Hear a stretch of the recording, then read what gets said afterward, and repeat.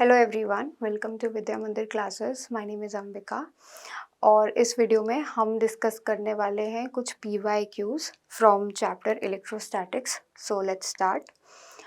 Your first question is, if the net electric flux through a close surface is zero then we can infer. तो हमें पता है कि किसी भी क्लोज सरफेस के थ्रू जो नेट इलेक्ट्रिक फ्लक्स होता है वो किसके बराबर होता है, Q enclosed by epsilon not, right.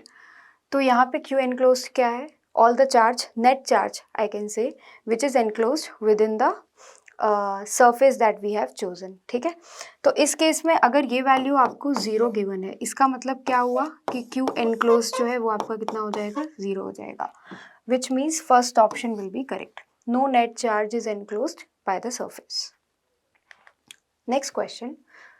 Using Gauss law, derive expression for electric field due to spherical shell of uniform charge distribution sigma and radius r at a point lying at a distance x from the center of shell such that पहले वाले case में x की value r से कम है और दूसरे वाले case में r से ज़्यादा है। तो बेसिकली हमारे पास यहाँ पे एक यूनिफॉर्मली चार्ज स्फेरिकल शेल है जिसका सरफेस चार्ज डेंसिटी हमें सिग्मा दे रखा है। तो इस स्फेरिकल शेल के अंदर वाले पॉइंट और बाहर वाले पॉइंट, ठीक है, दोनों में हमको क्या करना है, इलेक्ट्रिक फील्ड की वैल्यू कैलकुलेट करना है। तो पहले हम फर्स्ट वाले से स्टार्ट करते हैं। Also we have to do this using Gauss law. तो फर्स्ट पार्ट स्टार्ट करते हैं इसका। This is the shell. तो यहाँ पे हम क्या कर रहे हैं, एक गॉसियन सरफेस कंसिडर कर रहे हैं जिसका रेडियस क्या है आपका, x के बराबर है, और ये गॉसियन सरफेस जो होगा ये स्फेरिकल है, ठीक है, and it is centred at O। तो हम इस गॉसियन सरफेस के लिए कह सकते हैं कि integral E dot d a this will be equal to how much, Q enclosed by epsilon not. अब यहाँ पे इलेक्ट्रिक फील्ड क्या होगी, मतलब हम यहाँ पे इलेक्ट्रिक फील्ड की कौन सी वैल्यू की बात कर रहे हैं।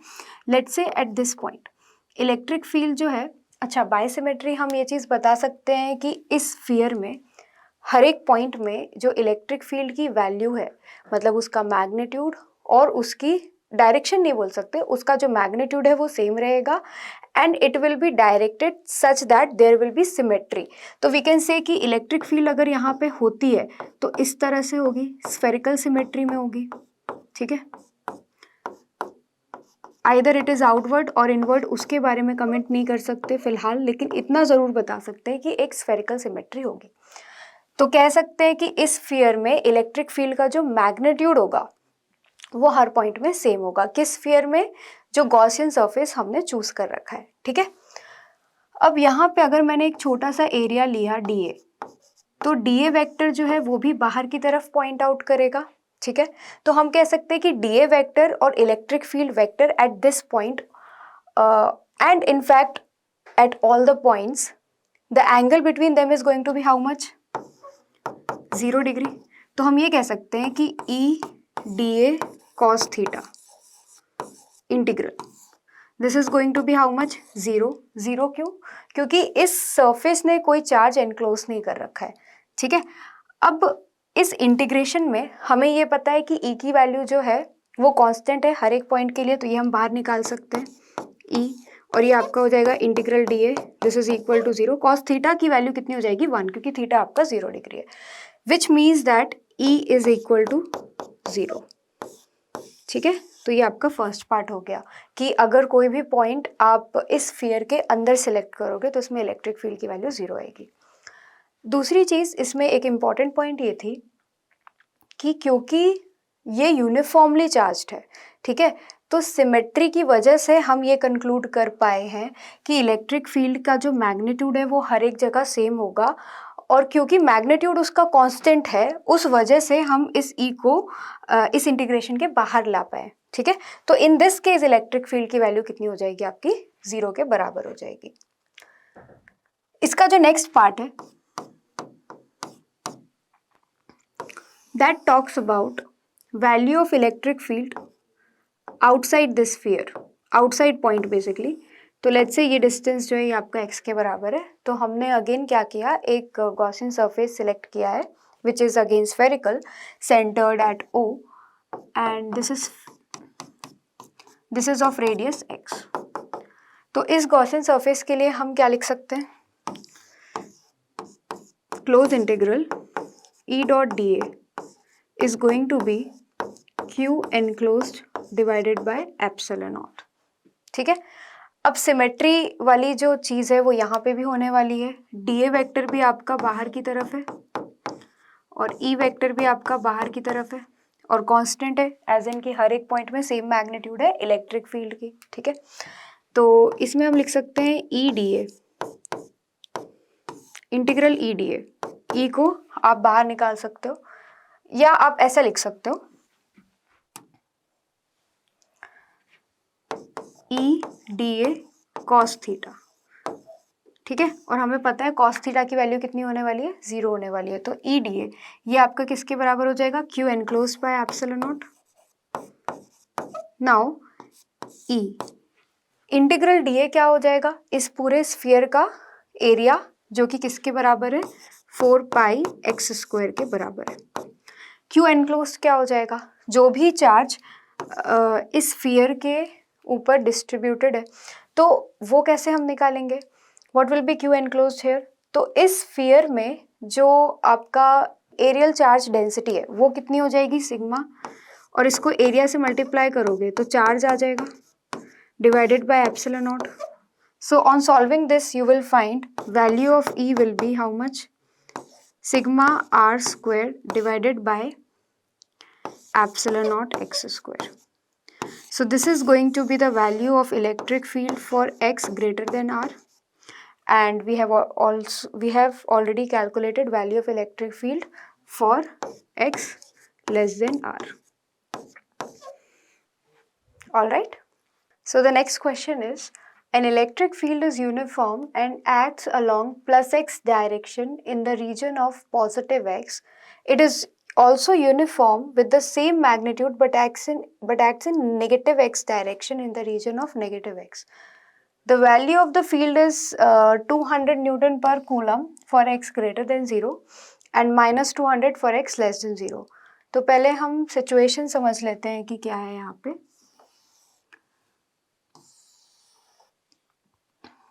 तो यहाँ पे हमारे पास दो रीजन है, ठीक है, एक ये वाला रीजन है जहाँ पे x पॉजिटिव है और ये रीजन है जहाँ पे x नेगेटिव है। तो दोनों जगह इलेक्ट्रिक फील्ड की वैल्यू जो है वो क्या है, कांस्टेंट है आपकी, बट इस साइड जो इलेक्ट्रिक फील्ड की वैल्यू है दैट इज प्लस 200 न्यूटन पर कूलम, कांस्टेंट है लेकिन प्लस है, और इस रीजन में क्या है, नेगेटिव है, माइनस 200 न्यूटन पर कूलम। ठीक है, now a right circular cylinder of length 20 centimeter and radius 5 centimeter has its center at the origin and its axis along the x-axis, so that one flat face is at x is equal to plus 10 and the other is at x is equal to minus 10 centimeter. तो एक right circular cylinder है जो कि इस तरीके से यहाँ पे रखा हुआ है। ठीक है, ये x is equal two plus 10 में है ये वाला फेस, और ये वाला फेस कहाँ पे है, x is equal to minus 10 centimetre में रखा हुआ है। इसकी लेंथ हमको गिवन है, कितनी गिवन है, 20 सेंटीमीटर। तो यहाँ पे इलेक्ट्रिक फील्ड पैटर्न कैसा होने वाला है एक बार वो देख लेते हैं। यहाँ पे आपका जो इलेक्ट्रिक फील्ड पैटर्न है वो कैसा है, इस तरह से, मतलब जो भी इलेक्ट्रिक फील्ड लाइंस जाएंगी वो इस तरह से जाएंगी, और इस रीजन में इलेक्ट्रिक फील्ड लाइंस आपकी इस तरह से ये बने। ठीक है, मैग्नीट्यूड दोनों जगह सेम है। So what we need to find is, first is the net outward flux through the cylinder. तो पहले तो हमें बताना है कि इस सिलेंडर से नेट आउटवर्ड फ्लक्स जो है वो कितना जा रहा है। अच्छा, इसका जो रेडियस है इस सिलेंडर का वो कितना दे रखा है, 5 सेंटीमीटर दे रखा है। तो इसका एरिया जो है पहले हम वो निकाल लेते हैं, इसके जो सर्कुलर सरफेस है उसका एरिया कितना होने वाला है, that is going to be how much, pi are square, right.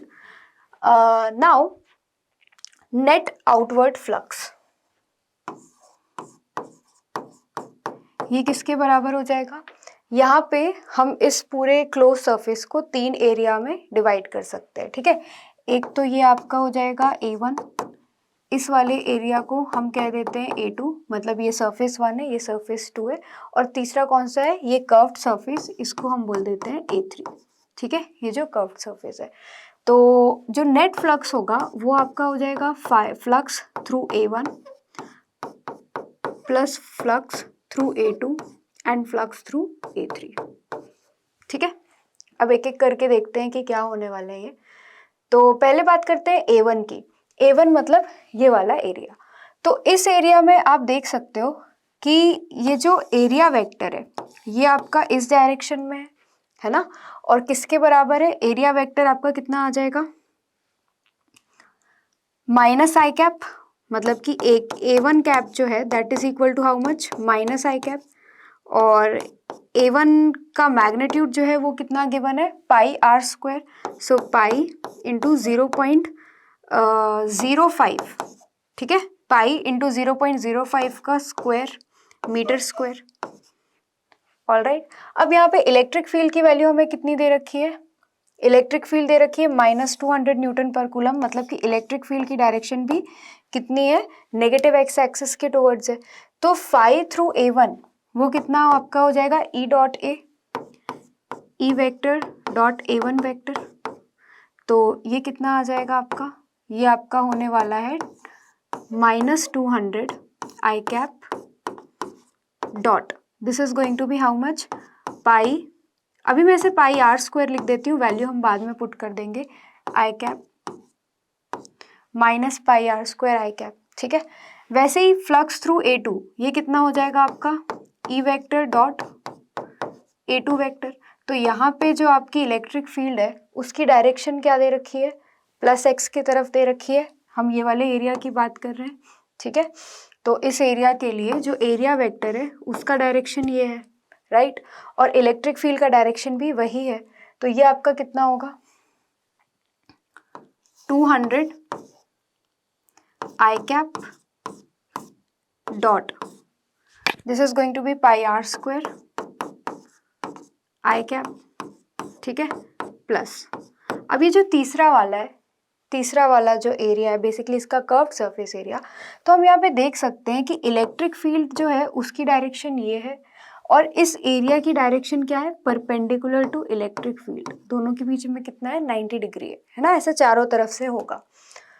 तो हम ये कह सकते हैं कि इस केस में जो flux through the third surface है that will come out to be how much? 0, ठीक है।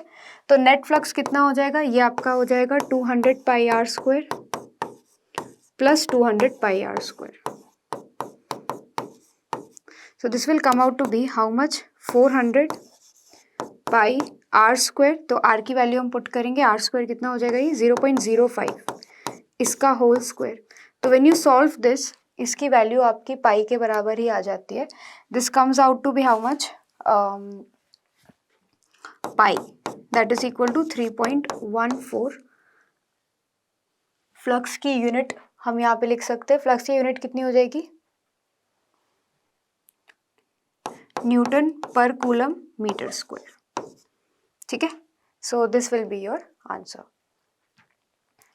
Moving on to the second part, the net charge present inside the cylinder. What will be the net charge present inside the cylinder?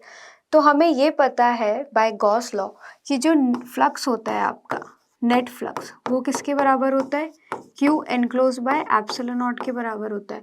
तो जो Q enclose होगा वो किसके बराबर आपका आ जाएगा? Phi net into epsilon naught, है ना।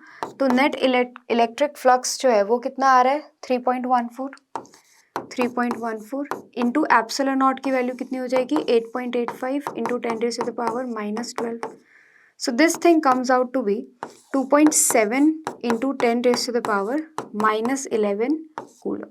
तो इसकी वैल्यू अप्रॉक्सीमेटली इतनी आती है, Q enclosed. So this is going to be the net charge enclosed within the surface. All right. So the next question is, derive an expression for the electric field at any point on the equatorial line of an electric dipole. तो let's say हमारे पास एक electric dipole है, ये आपका minus q charge है and this is plus q charge and they are separated by a distance 2a। ठीक है, इनके बीच का जो डिस्टेंस है वो कितना है, 2a के बराबर है। तो इक्वेटोरियल लाइन कौन सी हो जाएगी, इनके सेंटर से जो पास करेगी और इन दोनों से क्या है, परपेंडिकुलर है। ठीक है, that will B equatorial line. तो इक्वेटोरियल लाइन में हम कोई भी एक पॉइंट कंसिडर कर लेते हैं। तो इस पॉइंट पे हमको बताना है कि इस डाइपोल के कारण इलेक्ट्रिक फील्ड की वैल्यू क्या होने वाली है। तो ये वाला जो डिस्टेंस है, मैं इसको अगर एक्स एक्सिस बोल दूं, ठीक है, और ये वाला जो है ये मान लेते हैं वाई एक्सिस है, तो ये आपका क्या हो जाएगा, ये आपका हो जाएगा x equal to 0, right, this will be x equal to 0। ठीक है, तो ये डिस्टेंस आपका a के बराबर है और ये डिस्टेंस भी आपका किसके बराबर है, a के बराबर आ जाएगा। नाउ मान लेते हैं कि ये जो पॉइंट है, this point is at a distance r from the centre of this dipole. तो ये वाला जो डिस्टेंस है ये कितना हो जाएगा, r square plus a square under root, इतना हो जाएगा। ठीक है, सिमिलरली ये वाला जो डिस्टेंस है ये भी आपका कितना हो जाएगा, under root of r square plus a square. ठीक है, अब इस पॉइंट पे इलेक्ट्रिक फील्ड की जो वैल्यू होगी माइनस क्यू के कारण, उसकी डायरेक्शन क्या होगी, ये वाली डायरेक्शन होगी। ठीक है, मान लेते हैं E के बराबर है और E की वैल्यू क्या होगी, K माइनस क्यू इन के q divided by this distance square, और ये जो डिस्टेंस है ये किसके बराबर है, r square plus a square के बराबर। ठीक है, और इस वाले चार्ज के कारण यहाँ पे इलेक्ट्रिक फील्ड की वैल्यू जो होगी that will be directed away from this charge, right, because this is positive, और इसकी वैल्यू भी हमें पता है कि E के बराबर ही होगी, इसके ही बराबर होगी। ठीक है, नाउ द थिंग इज हमें क्या निकालना है, हमें निकालना है यहाँ पे रिजल्टेंट इलेक्ट्रिक फील्ड। तो दोनों का हम वेक्टर सम करेंगे। ठीक है, अब लेट्स से ये वाला एंगल थीटा है, तो ये वाला एंगल भी कितना हो जाएगा आपका, थीटा हो जाएगा by symmetry. So if this angle is theta तो ये वाला एंगल भी थीटा होगा, है ना, और अगर ये वाला एंगल थीटा है तो ये एंगल भी थीटा होगा। तो इस पॉइंट पे जो नेट इलेक्ट्रिक फील्ड आएगी वो कितनी आ जाएगी, कॉस कॉम्पोनेंट दोनों का ऐड हो जाएगा इस डायरेक्शन में, it will come out to be 2e cos theta, और साइन कॉम्पोनेंट क्या हो जाएगा, दोनों का कैंसिल हो जाएगा, इसका ऊपर की तरफ e साइन थीटा और ये वाले के कारण नीचे की तरफ e साइन थीटा आ जाएगा। तो जो नेट इलेक्ट्रिक फील्ड आएगी उसकी वैल्यू कितनी आने वाली है, 2e कॉस थीटा के बराबर आने वाली है, राइट। तो हम ये कह सकते हैं कि इलेक्ट्रिक फील्ड जो है वो आपकी किसके बराबर हो जाएगी, net electric field, that will be equal to 2 times e cos theta minus i cap. क्या हम इसे ऐसे लिख सकते हैं, 2e cos theta minus i cap. तो वैल्यू सब्स्टिट्यूट कर देते हैं यहाँ पे,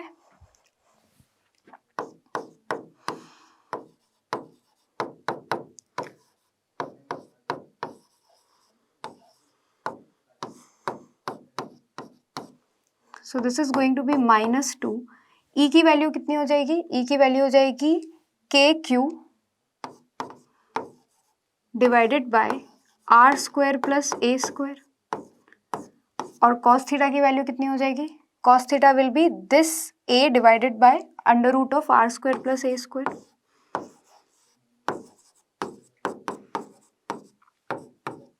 ठीक है, तो ये आपका कितना हो गया, k is what, 1/4 pi epsilon naught. So this can be written as -2 QA k times -2 QA I cap divided by r square plus a square raised to the power 3/2।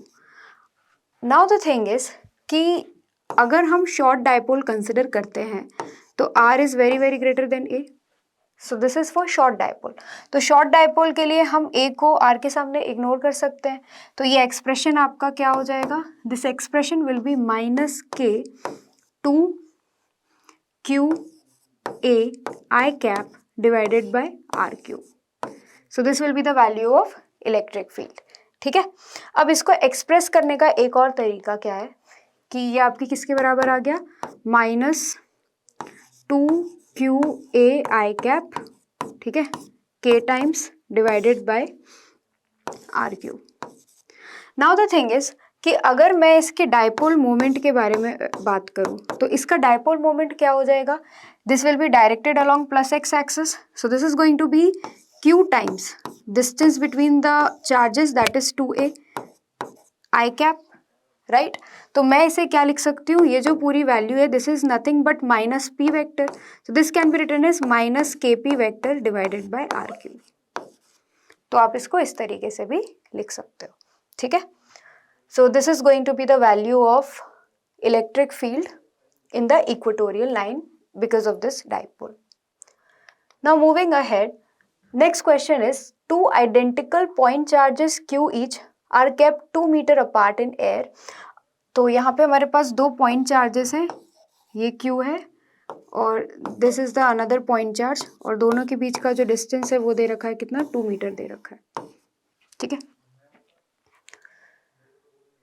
A third point charge q of unknown magnitude and sign is placed on the line joining the charges such that the system remains in equilibrium. Find the position and nature of q. तो यहाँ पे अब हम third point charge जो है उसको लाके इस लाइन में रख देते हैं और उसके बाद क्या होता है, ये जो पूरा सिस्टम है ये इक्विलिब्रियम में रहता है। नाउ इम्पॉर्टेंट थिंग इज कि अगर मैं सिर्फ इस चार्ज के इक्विलिब्रियम के बारे में बात करूँ तो अगर मैं इसे एक ऐसी जगह पे रख दूं जहां पे इलेक्ट्रिक फील्ड की वैल्यू, नेट इलेक्ट्रिक फील्ड की वैल्यू 0 हो, तो उस पर कोई फोर्स नहीं लगेगा, मतलब वो कहाँ पे रहेगा, इक्विलिब्रियम पे रहेगा, ठीक है। तो हमें ये पता है कि क्योंकि ये दोनों चार्ज जो है ये सेम है, इक्वल है, अगर नेगेटिव है तो भी इक्वल है, पॉजिटिव है तो भी इक्वल है, तो इन दोनों चार्जेस के कारण इलेक्ट्रिक फील्ड की जो वैल्यू है नेट, वो कहाँ पे 0 आने वाली है, इस पॉइंट पे 0 आने वाली है, राइट, मतलब इन दोनों के बीच में। तो ये तो पक्की बात है कि Q जो चार्ज है वो हम कहाँ रखेंगे, इन दोनों चार्जेस के बीच में रखेंगे, so this distance will be equal to 1 metre, this is for sure. But the thing is कि हमें सिर्फ इस चार्ज को इक्विलिब्रियम में नहीं रखना है, हमें तो सिस्टम इक्विलिब्रियम में चाहिए, तो मतलब ये भी, इस पे भी नेट फोर्स 0 होना चाहिए और इस पे भी नेट फोर्स जो है वो कितना होना चाहिए, 0 होना चाहिए। So let's see how to find that. तो ये चार्ज है Q, this charge is another Q and this is Q। तो ये डिस्टेंस आपका 1 मीटर है, this distance is also 1 metre, और इन दोनों के बीच का जो डिस्टेंस है वो कितना है, 2 मीटर, ठीक है। तो इस चार्ज पे जो नेट फोर्स लग रहा है वो किसके बराबर हो जाएगा, force due to this charge, ये वाले चार्ज के कारण जो फोर्स लग रहा है, मान लेते हैं इसका डायरेक्शन क्या है, ये है, this is F due to Q, right, plus force due to this Q charge, this should be equal to 0, तभी तो ये इक्विलिब्रियम में रहेगा। तो हम ये कह सकते हैं कि F due to Q should be negative of this factor, ठीक है।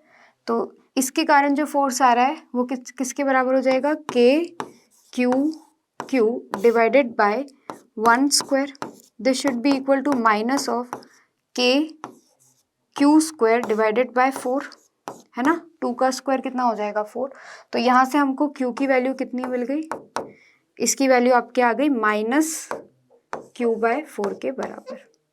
तो इसका मतलब ये है कि जो Q का साइन होगा वो ऑपोजिट टू स्मॉल q होने वाला है, it will B negative of Q/4 और magnitude 1/4। All right, so that's it for the day. Thank you.